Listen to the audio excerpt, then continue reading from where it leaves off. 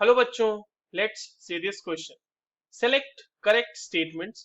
हमारे सामने चार अलग अलग स्टेटमेंट्स गिवन है और ये सारे स्टेटमेंट्स जो हैं क्रिटिकल टेम्परेचर से रिलेटेड हैं, लिक्विफैक्शन ऑफ गैस से रिलेटेड है बेसिकली। ठीक है, हमसे ये पूछा जा रहा है कि इसमें से स्टेटमेंट करेक्ट कौन सा है। तो चलिए एक एक करके इन सारे स्टेटमेंट्स को एनालाइज करते हैं बच्चों, बट उससे पहले ये देख लेते हैं कि इस क्वेश्चन को सॉल्व करने के लिए हमारे पास कौन से की कॉन्सेप्ट की जानकारी होनी चाहिए।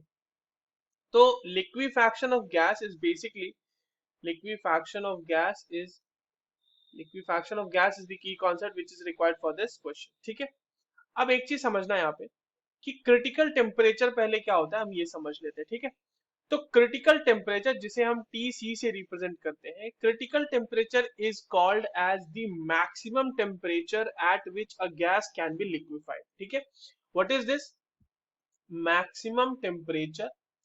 मैक्सिमम टेम्परेचर at which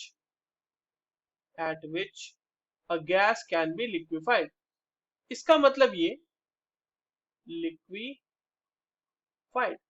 इसका मतलब ये होता है बच्चों कि अगर इससे ज्यादा टेम्परेचर आपने अप्लाई कर दिया है, सो नो मैटर व्हाट आप कितना प्रेशर अप्लाई कर रहे हैं, गैस लिक्विफाई नहीं होगी। ठीक है, अब देखिए क्रिटिकल टेम्परेचर पे होता क्या है।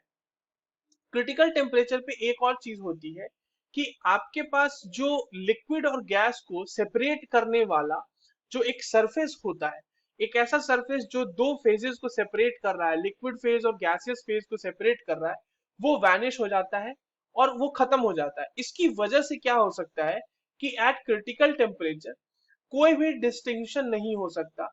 No distinction, no distinction between liquid and vapour. ठीक है, लिक्विड और वेपर के बीच का डिस्टिंक्शन जो है वो खत्म हो जाता है। और क्या बात होती है कि लिक्विड और वेपर की जितने भी फिजिकल प्रॉपर्टी होते हैं, लिक्विड एंड वेपर, ठीक है, इनकी जितने भी फिजिकल, ऑल फिजिकल पैरामीटर्स या all physical properties become similar, बिल्कुल सिमिलर हो जाता है। ठीक है, अब देखते हैं, हम लोग अपना स्टेटमेंट एक एक करके पढ़ते हैं। देखिए पहला स्टेटमेंट कह रहा है कि vapour may be condensed to liquid by application of pressure. तो हाँ, बिल्कुल ऐसा हो सकता है, प्रेशर अप्लाई करके हम वेपर को कंडेंस कर सकते हैं। अच्छा, एक और चीज मैं आपको बता दूं कि क्रिटिकल टेम्परेचर के साथ साथ एक और बहुत इंपॉर्टेंट फैक्टर होता है, वो होता है क्रिटिकल प्रेशर, जिसे हम PC से रिप्रेजेंट करते हैं। और ये होता है मिनिमम प्रेशर। ये बिल्कुल मिनिमम है, इतना तो आपको देना ही पड़ेगा।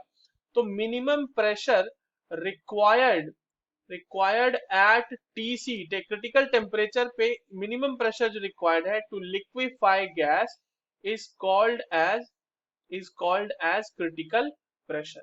अब देखिए, जो आपके पास पहला स्टेटमेंट था वो तो सही है, vapour may be condensed to liquid by application of pressure, ये तो स्टेटमेंट सही हो गया। बी स्टेटमेंट कह रहा है कि to liquefy a gas one must lower the temperature below TC and apply pressure. मैंने आपको बताया ना, TC is the maximum temperature जहां पे आप लिक्विफाई कर सकते हैं, तो ये सही बात है। लोअर करके टेम्परेचर हम अप्लाई कर देंगे प्रेशर, तो लिक्विफाई हो जाएगा गैस। तो बी भी हमारा सही है। सी क्या कह रहा है कि at TC there is no distinction between liquid and vapour state. मैंने आपको बताया ना कि लिक्विड और वेपर फेज को सेपरेट करने वाला जो सरफेस होता है वही वैनिश हो जाता है। तो यस, ये भी सही है। उसके बाद डी क्या कह रहा है कि at TC density of liquid is very high as compare to gases state. ये स्टेटमेंट बिल्कुल गलत है। क्यों? क्योंकि अभी मैंने आपको बताया कि लिक्विड और गैस के बीच के जितने भी फिजिकल पैरामीटर्स हैं, जितने भी फिजिकल प्रॉपर्टीज हैं, वो सिमिलर हो जाते हैं। तो इसका मतलब डेंसिटी भी दोनों की सिमिलर हो जाएगी। So the correct statements are A, B and C. I hope you understood this well. All the very best.